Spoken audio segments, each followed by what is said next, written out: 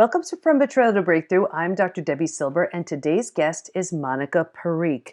And Monica is a lawyer, teacher, writer, and healer. Her purpose is to build a love revolution. She gives women practical skills to raise their vibrations so they may attract all of life's riches from a place of higher consciousness. And you're about to get an amazing education on the topic of love, relationships, and marriage. My next guest, Monica, studied this topic so thoroughly using spreadsheets to find patterns in different types of relationships and so much more. If you're wondering why you're struggling in your relationship or what to do to avoid repeating something that didn't work for you, you're going to love this conversation. Here's Monica. Okay, everybody, you're going to love this show because I have Monica Parikh on the show with us, and she went from being a lawyer to a love coach. We chatted a little bit before I hit record, and I could tell the conversation was getting so good, so I actually wanted to stop so she could save all the goodness for our time together to share with you. So welcome, Monica. Oh, thanks so much, Debbie. I'm so glad to be here. Thanks for having me. Of course. So let's just talk about that transition there, because it doesn't seem like going from lawyer to love coach would be an obvious a switch. How did that happen? I certainly hadn't planned my life trajectory to be that way, but I'm so glad it kind of has happened that way. It started in about 11 years ago. My ex-husband suddenly walked out on me without any explanation at all, and I never saw him again. And he and I had been together for 10 years. So that was a major trauma in my life that I had never experienced before. And as I was searching for answers and also testing psychological theories about dating, I started to realize that not only was this work exceptionally important to bring to a larger audience, but no one was really teaching it.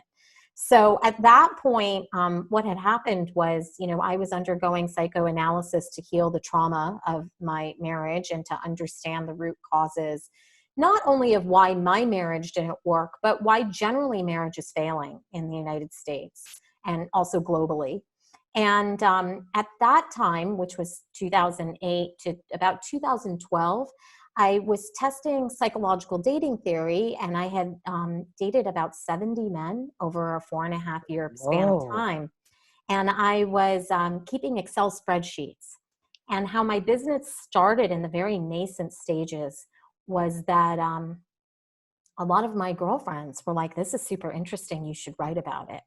And I was really talking about the psychology of healthy love and relationships and the things that you need to know just from a dating perspective. And at that point, I started getting a following. And then I went into a relationship. Well, and even before you get there, I just think it's so interesting to have spreadsheets on dating. Did they know that you were doing this? They absolutely did not know. Maybe if they knew, they wouldn't have agreed for us to go out. They didn't know. And it was just, you know what it was? It was an exploration of myself. I was trying to figure out, before I had gotten married, I had barely dated. I went to an all-girls high school, and I was exceptionally nerdy. I hadn't dated a lot. And so I was trying to understand me and what I liked and what I was attracted to. And, I was an exploration of myself, really. So that was the nascent stages anyway. So interesting. And then through this exploration, what did you find patterns with the types of people you were dating? I mean, what kind of emerged from the data?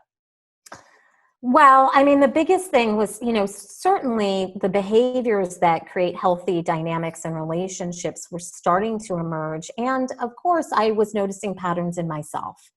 But, it's a great question.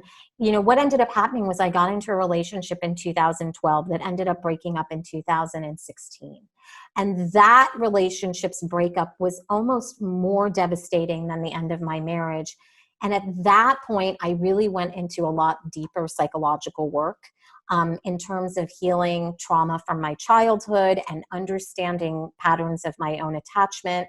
And as I started going deeper and deeper, then I started noticing that there was, this probably global trend of people not attaching properly and and also as women, that we were changing. We were becoming much more educated, much more financially secure.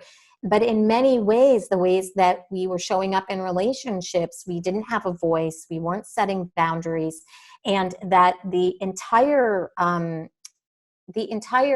rubric of dating was changing dramatically because of apps and social media. And they were almost feeding a narcissistic mindset in men. So I really started to see things completely differently. And in a lot of ways, what I believe is that, and very few people are talking about, is that these apps are really fueling this narcissism. Mm. And women, maybe under the guise of feminism, don't realize how they're kind of fueling what I see as a real epidemic. And there are so many things you said I want to dive into. How are the apps fueling narcissism? I think that's so interesting.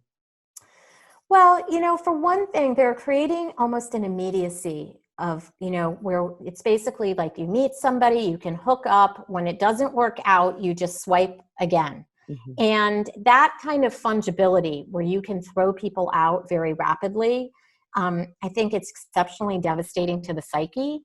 A lot of people are ghosting, so they're not even giving proper closure to another person, which creates a lot of trauma. And then in addition, I think that, when a lot of times women maybe who have more anxious attachment styles are put in a field where they're competing with a lot of women, what ends up happening is, they often will maybe have sex early. They don't even want to have sex. They are doing it to please this person. And, the typical rituals of courtship, where you would kind of assess who this person is, are being upended completely. And I think it's exceptionally dangerous for building healthy and stable relationships. Hmm. And it just immediately I'm thinking of these dating, like the dating shows, The Bachelor, The Bachelorette, these kinds of things where it's this finite period of time and all of this magic is supposed to happen. And it just seems so incredibly unrealistic and forced, and the time compressed to create something that should, like you said, just take a little more time for it to emerge and evolve. I mean, I completely agree with you. And, I think that one of the things that's really dangerous is that America has really fueled the wedding industry. So we're so socialized for marriage, for weddings, but we're Mhm. not really socialized for marriage. And Debbie, I'm confident that, with your work, you see it all the time.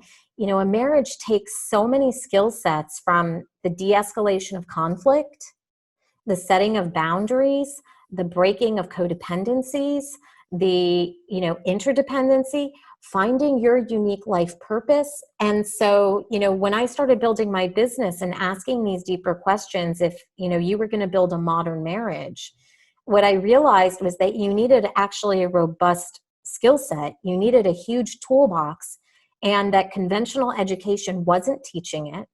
And, typically those conversations are reserved for a psychotherapist's office, or, with your work with a coach. And I wanted to demystify a lot of that. I wanted to pull those conversations out of closed rooms and, bring them into the general public.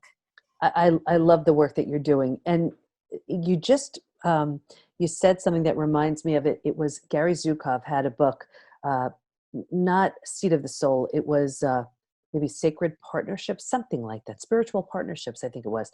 And Yeah. I remember him talking about how it's almost like we go into our first marriage, of course, love, but safety, security, all of that.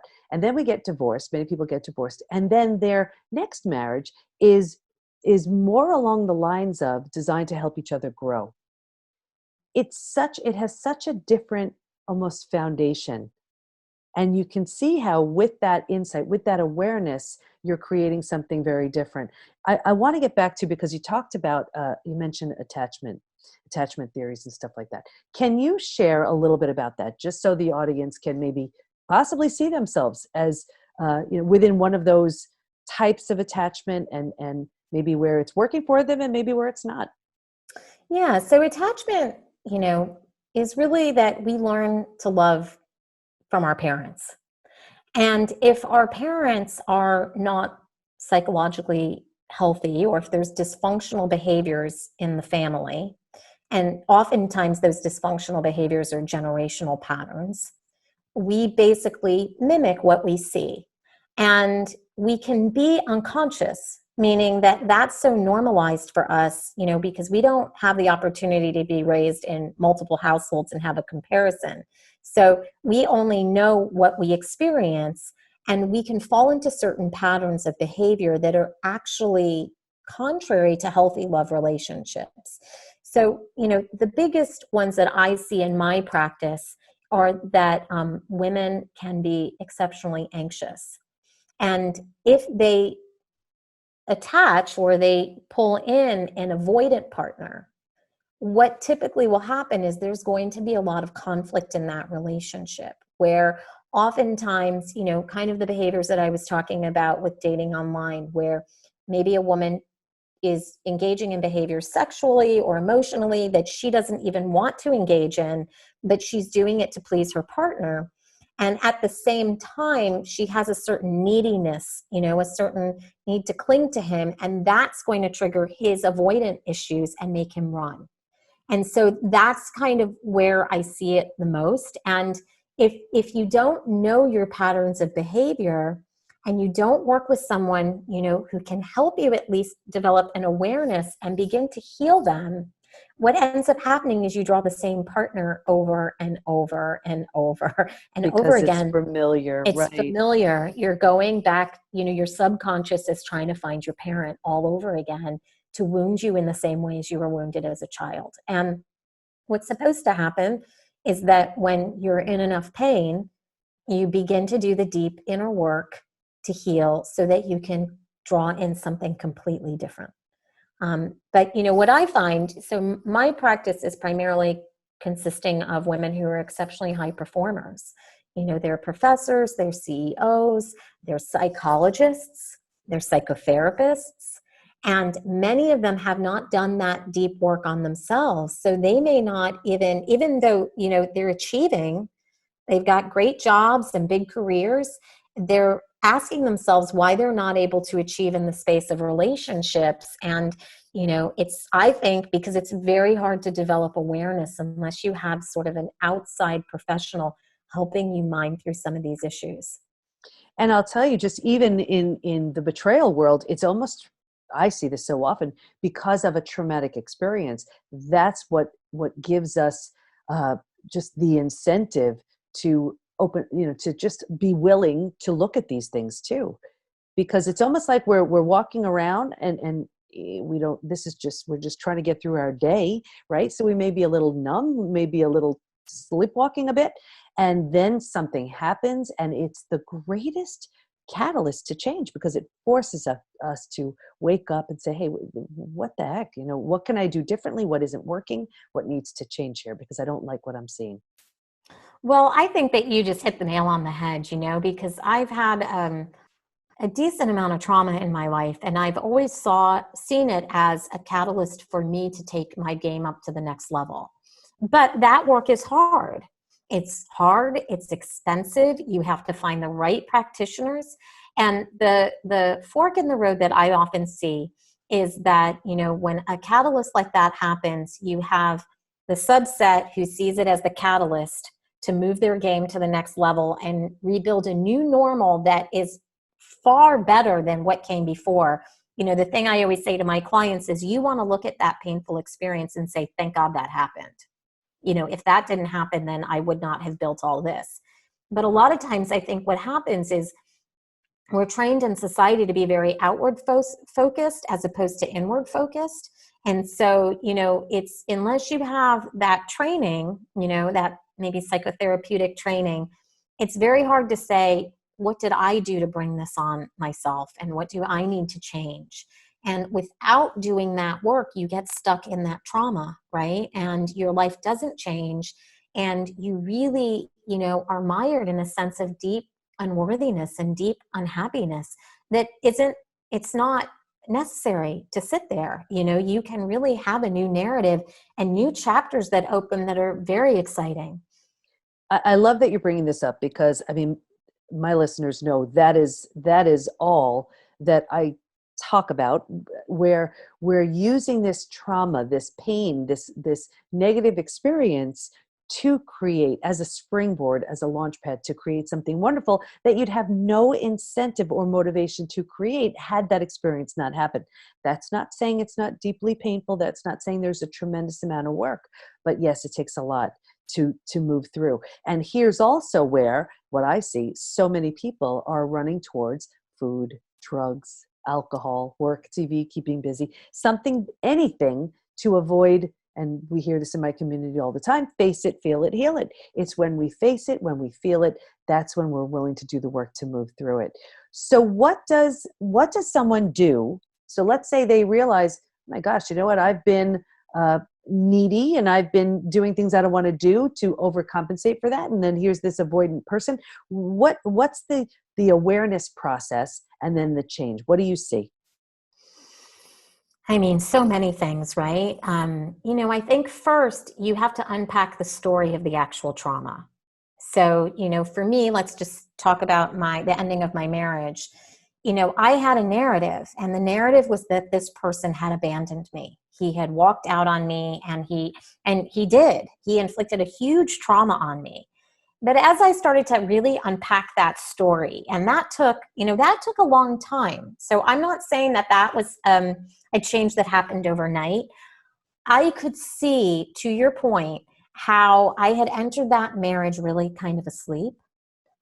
And as I began to unpack that story, I really could see how that marriage was never on a firm foundation.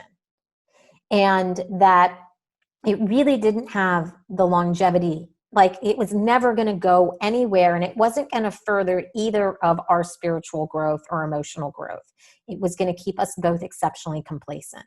So in a way, him leaving was the beginning of my road of really like being an awakened woman and really like stepping into my power.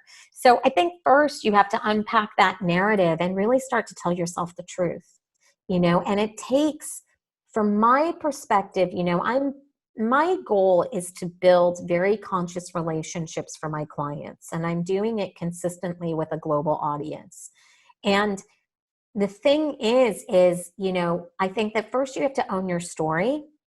And then the second thing you have to do is you have to understand your childhood in a really deep level. You have to understand both the good and the bad of your mother and father.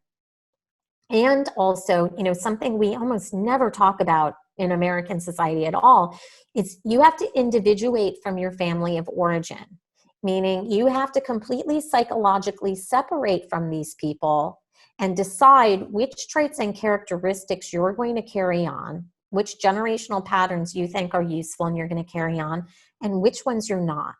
And, with my client base, a lot of times what I see is that, my clients are raised in families where feelings are never spoken about.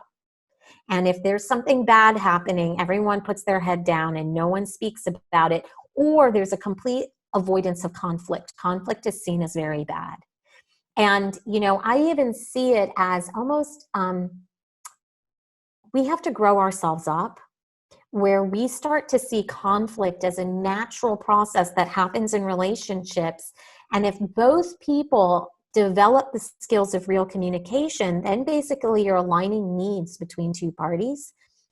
And you're able to broker new understandings. But all of that is skill building from my perspective. And, so what I've done with my business is I've built a curriculum, and the curriculum spans about 9 months.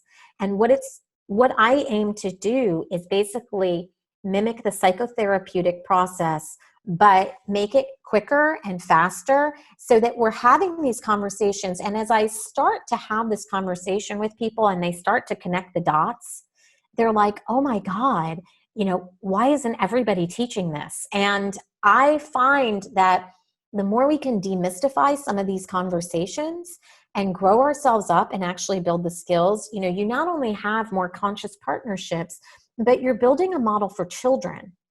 Children need to be raised in stable democratic societies, in stable homes. They need to see adults disagreeing, but disagreeing without escalating conflict, with the de-escalation of conflict. And as someone who practiced law for 20 years, what I saw was that we live in a very litigious society where we're always ramping conflict up, and or you make me mad and I'm never going to speak to you again, which is it's maddening, because what we're doing is we're creating chaos consistently, and we're like, frogs in the boiling water. The pot keeps getting hotter, and we keep on adjusting ourselves to deal with more and more and more madness. And really, if you put children first and you say, like, you know what, the things that those kids learn in their families will impact their ability to love for the rest of their lives, will impact their ability to connect with another person and experience what I think is, and what studies have shown is the most important thing in your life's journey of happiness is your ability to create relationships that are healthy. So we have to change. You're so right. I love everything you said. And what's so interesting is, think about it. Anybody who's had any conflict with someone and they brought it up and they spoke about it, there's an increased level of intimacy. They're closer. They've grown. They understand each other better. So it's not necessarily a negative thing. And also the other thing you said, it's so true. Just because you learn something doesn't mean it's right, and doesn't mean you have to continue it. It reminds me of that story. I remember hearing a story about, everybody knows I botch up stories and quotes, but this is the general idea. So I think there was a mom, and she was baking a turkey, and she cut off the ends of the turkey, and then she so that's just what she did. And then the daughter was watching and said, well, why do you do that? Well, that's what my mother did. So then she asked the grandma and said, well, why do you do that? And it turned out, well, that was the size of the pan, that was the pan they had. So we just go along with things, and it's great to question. And if they don't serve, we don't need to keep them going. So it's such a great opportunity to change what's not working. And even in my own experience with some things that I learned from my own family, I almost acted like I was dyslexic, because a message would be given to me, and it was an instinct to then just sort of regurgitate it to my kids. But I said, you know what? If I didn't like how it felt to me, well, let me just kind of unjumble it in my head and make it come out a little bit differently. And it's a great opportunity to change it for the next generation. You're so right. Yeah. Well, don't you think that, Debbie, part of the issue is that we feel like it's a betrayal of our parents, right? It's a betrayal of their, who we see them as in our lives, which is teachers and authority figures. Interestingly, my mother, was a feminist far ahead of her time, but she could see the own issues in her marriage. My parents were married for 50 years. And until my father passed away a couple years ago. And when I was growing up, one of the key messages my mother always told me is always get an education, make your own money, don't depend on a man. And my mother used to say, don't be like me. And I just could not I didn't understand. I literally could not understand what she was talking about. And, long story short, a couple of years ago, my mother and I had a conversation where finally I had put all the puzzle pieces of the psychology together. And I said to my mother, I said, okay, the next time you give an instruction, just be a little more detailed so that I really can understand what you mean. But even though she was trying to deliver a message to me, I just couldn't understand. And, our neural pathways in our brains are so hardwired, right? And that's epigenetics. Generationally, we're wired, like you're saying, to cut the end of the turkey off, right? And, to undo those patterns of behavior and to basically wake up to the pattern, that's hard work to do. That's not easy work to do, which is why, I think a big part of my message is also, let's destigmatize emotional and mental health care. Let's see it the same way we see preventative medicine. Let's see it as normal, healthy, like something that everyone should be engaging in. Let's see it as, this is how we basically tend to and take care of long-term relationships, especially the relationship we have with ourselves. It's so important. And it's, I think one of the most important things is to be open to understanding that, you know what, maybe we were served something and it doesn't necessarily work for us. And like you said, being an adult, the beauty of being an adult is we can change whatever doesn't work.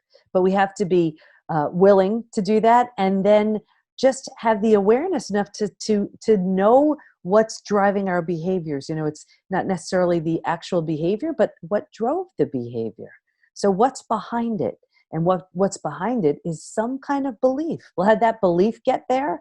Someone told us something and we took over.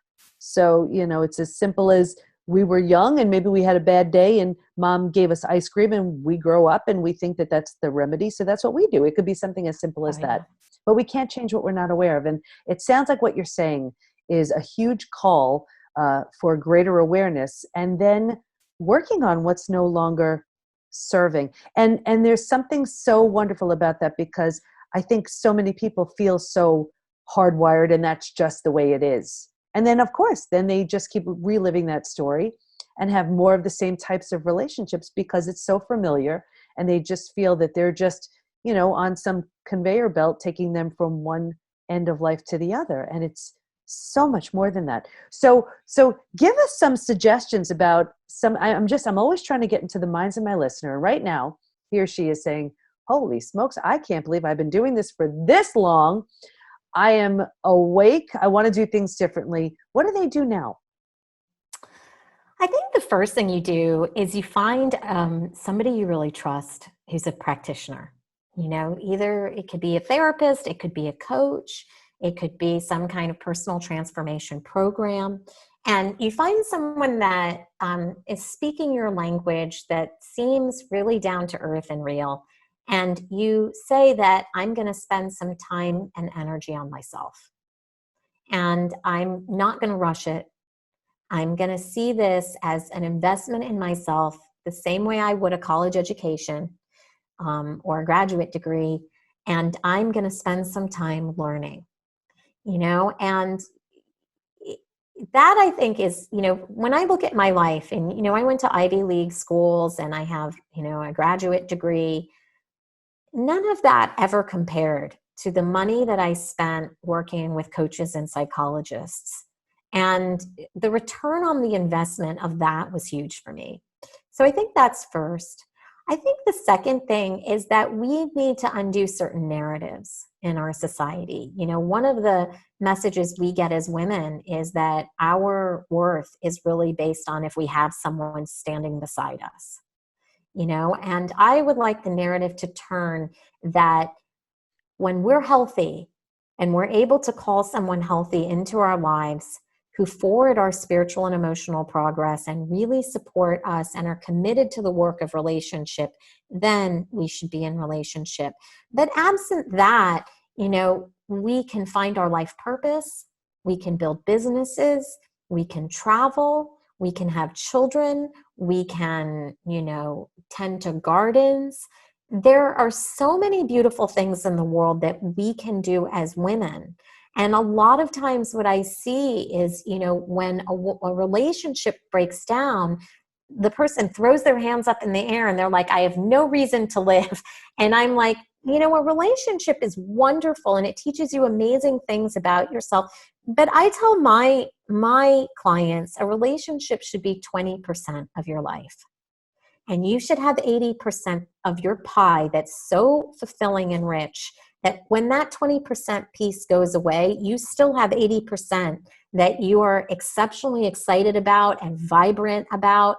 And, you know, the last thing I would say is I would also like to kill this messaging that as women age, you know, we become less vital, because I think the opposite is true. I think we get sexier. I think we get, you know, more empowered, more energetic, more vibrant. We can live outrageously happy lives because we've learned the lessons and we don't have to repeat them, and we can create new adventures and new excitement for ourselves. And, you know, sometimes I think the biggest form of activism is being an exceptionally happy, forgiving, kind, purpose-driven woman. who's really using her gifts to better the world, like you're doing, Debbie, and like I'm trying to do. Absolutely. I mean, you just nailed it. And in talking about relationships, I think it's so crucial to give ourselves the opportunity to have a better relationship with ourselves. And that means doing what's in our best interest, what works for us, and what we would tell any of our other, what we'd suggest to any of our other friends. If we were nearly as kind to ourselves as we were to others, it would just be amazing. Monica, this was so helpful. Where can we go to learn more about you? You can go to my website, which is www.schooloflovenyc.com. Even though I'm based in New York, I work with a global audience. So School of Love NYC, and just drop me a note and come and take my programs. Monica, I want to thank you so much for your time, your attention. I know everybody got so much out of what you shared today. I hope so. Thank you so much, Debbie, for having me on your show. I don't know about you, but I thought Monica dropped some amazing truth bombs about how dating apps fuel narcissism, attachment styles, the huge differences between how we prepare for a wedding versus a marriage, and so much more. Stay in touch with Monica by going to schooloflovenyc.com, and we'll have all of her information in the show notes at thepbtinstitute.com/podcast. Here's my biggest takeaway. In order to stop repeating the same types of relationships, we need to own our story, understand how what we learned in childhood created the behaviors we have now, individuate from our family of origin, meaning we don't have to own the parts that don't work for us. Then we need to undo certain narratives that are keeping us stuck. If you're stuck, we can help. If you're struggling with symptoms, be sure to take the post-betrayal syndrome quiz to see what may be lingering for you at thepbtinstitute.com/quiz. And have you checked out the PBT Institute membership community? Imagine everything you'd ever need to become your physical, mental, emotional best. Community, support, certified coaches and practitioners you can schedule time with, daily classes on all kinds of interesting topics, curated experts teaching advanced strategies in the areas of health, mindset, spirituality, personal development.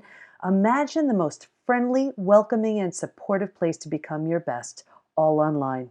Nothing like this exists, and I'm so excited to welcome you. Just go to thepbtinstitute.com/join to learn more. Thanks for listening. Can't wait to be with you next time, and here's to your breakthrough.